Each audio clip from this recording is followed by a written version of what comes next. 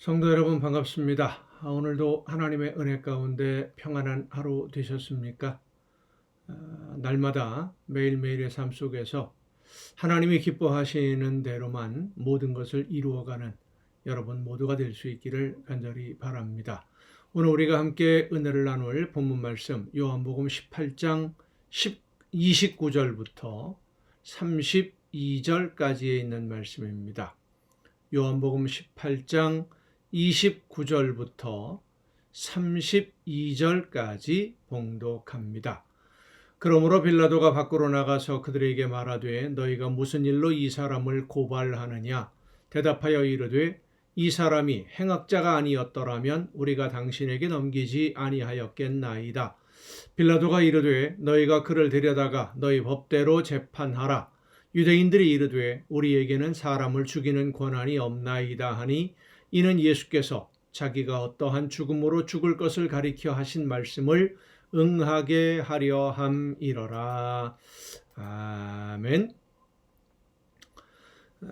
자기들이 계획한 대로 예수님을 죽일 기회를 잡은 제사장들과 바리새인들이 예수님을 체포하고 자기들의 재판을 통해서 사형 판결을, 그러니까 예수님을 죽여야 된다라고 판결을 내린 후에 그들이 직접 처형하지 않고 로마의 총독인 빌라도에게 사형시켜 달라고 예수님을 끌고 갑니다.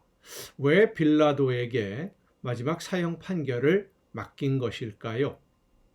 예수님의 재판, 특히 사형 판결에 대한 이 재판은 유대인들의 일반적인 전통에도 어긋나고 그들의 율법에도 어긋나는 졸속 재판입니다. 율법의 내용들을 일일이 대조하면서 예수님의 재판이 얼마나 불법이었는지를 확인하지 않는다고 하더라도 6월절 만찬이 주로 이제 저녁에 시작된다라고 하는 그 풍습에 보면 만찬을 마친 후에 예수님의 제자들과 함께 동산으로 이동을 했지요. 그렇다면 늦은 밤이거나 이른 새벽에 겟세마네 동산에 도착했을 것이고 동산에서 예수님을 체포한 시간은 아주 빨라야 자정에 가까운 이른 새벽이다라고 할 수 있습니다. 그 이른 새벽에 체포한 예수님을 안나스에게로 끌고 가서 1차 재판을 하고 또 가야바에게 가서 2차 재판을 하고 빌라도에게 끌고 갔을 때 이른 새벽, 아침이었어요. 그러니까 밤 사이에 모든 일이 이루어진 겁니다.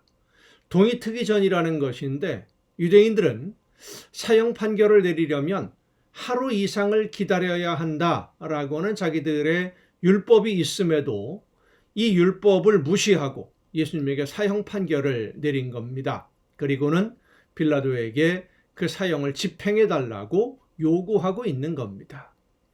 유대인들이 예수님을 빌라도에게 끌고 가서 사형시켜 달라고 요구한 이유들을 여러 가지가 있겠습니다만은 몇 가지만 생각해 보면 자기들이 율법을 지키지 않고 사형 판결을 내린 것이 아니라, 그러니까 예수님의 죽음이 자기들의 사형 판결을 내려서가 아니라 그 죄인에 대한 형벌을 빌라도가 결정한 것으로 책임을 떠넘기려는 아주 간교한 술수가 포함이 되어 있습니다.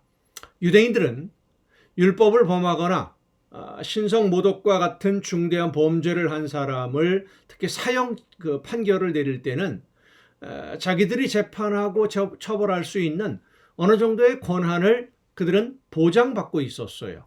그런데 빌라도가 너희 법대로 너희가 재판하라 하는 이 말씀을 보면 유대인들이 가지고 있는 권한을 자기들이 사용하지 않고 빌라도에게 그 판결을 떠넘기는 것인데, 유대인들의 법에 따르면 사형 판결을 내릴 때는 그날의 판결을 내리고 집행할 수가 없습니다.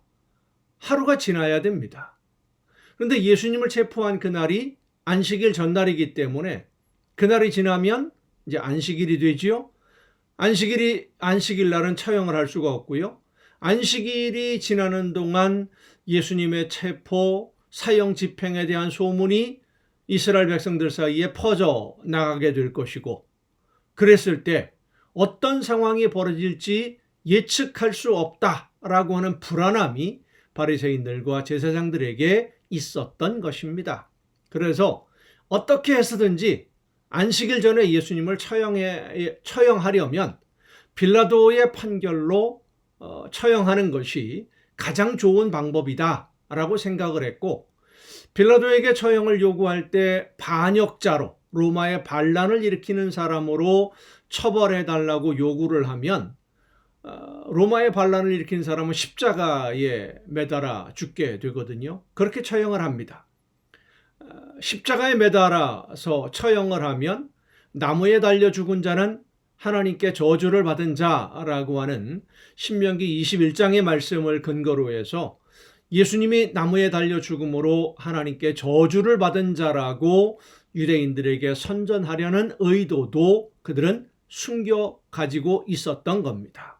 자, 그러니까 빌라도가 예수님을 로마에 반역하는 반란죄를 범한 죄인으로 판결하고 십자가로 처형을 하면 안식일이 되기 전에 처형할 수 있어서 좋고, 혹시라도 발생할 예수님을 지지하는 사람들의 집단 행동을 미연에 방지할 수 있는 그런 좋은 방법이 되기도 하고, 자기들이 율법을 지키지 않았다라고 하는 지적을 피할 수도 있고, 예수님이 하나님이 보내신 메시아라고 믿는 사람들에게는 하나님께 저주를 받은 사람으로 이야기할 수 있는 그런 효과도 있고, 여러 가지 효과를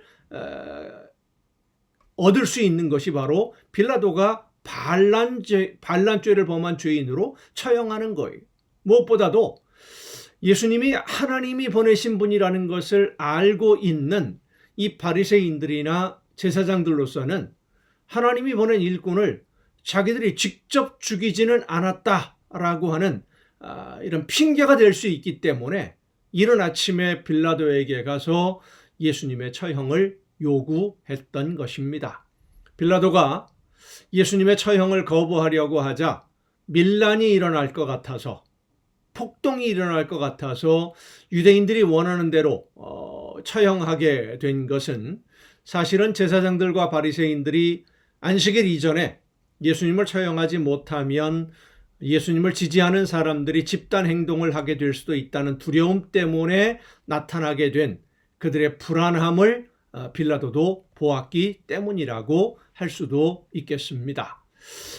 제사장들과 바리새인들이 중심이 되어서 예수님을 처형하려고 하는 이 유대인들은 로마에 반역하는 죄인이라는 누명을 씌워서 빌라도에게 예수님을 처형할 것을 요구하는데, 로마에 반역하는 죄인이라는 이 죄는 예수님을 죽이기 위해서 자기들이 만든 죄라는 것을 그들도 알고 있습니다. 안나스와 가야바 대제사장의 법정에서 예수님에게 내린 판결은 하나님을 모독하는 신성 모독이었습니다. 그런데 빌라도에게 처형을 요구할 때는 로마에 반역하는 죄인이기 때문에 반드시 처형해야 한다라고 이들이 주장했던 것은 그들이 자기들의 이익을 위해서라면 하나님을 이용하는 것을 두려워하지 않았던 사람들입니다. 하나님을 거역하는 것조차도 개의치 않는 그런 무리들이라는 것을 스스로 나타내 보여주는 겁니다. 성도 여러분, 오늘도 이런 사람들, 이 바리새인들과 제사장 같은 사람들이 아주 많이 활동하고 있습니다. 겉으로 그들이 말하는 것, 내거는 표현은 의를 위해서, 나라와 민족을 위해서, 국익을 위해서 이렇게 하는 거다라고 하지만 사실은 자기 개인의 이익을 위해서 일하는 사람들이죠. 이익을 얻을 수만 있다고 한다면 나라를 위기에 빠뜨리고 국민들을 고통에 빠뜨리는 일을 서슴지 않는 사람들이 오늘날 아주 많이 있습니다. 정치를 하는 사람들만 그런 것이 아니라 종교 지도자라고 하는 사람들 중에도 그런 사람들이 아주 많아요. 그래서 오늘 우리는 정말 많이 기도해야 됩니다.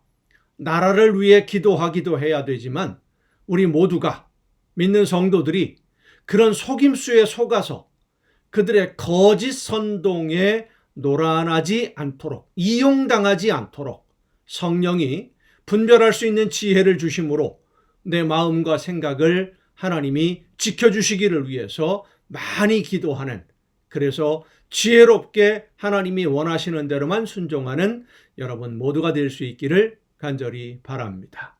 기도하시겠습니다. 오늘도 크신 사랑과 은혜로 연약한 저희들의 삶을 이끌어 주시는 아버지 하나님, 하나님이 원하시는 뜻을 올바로 깨닫고 지혜롭게 하나님이 기뻐하시는 일만 감당하며 순종할 수 있도록 성령의 능력으로 우리 모두를 붙드시고 지켜주시고 인도하여 주시옵소서. 이 모든 말씀을 예수님의 이름으로 기도하옵나이다. 아멘. 여러분 오늘도 수고 많으셨습니다. 내일 또 정한 이 시간 이 가정 예배를 통해서 여러분 모두 함께 다 같이 만날 수 있기를 바랍니다. 내일 뵙겠습니다.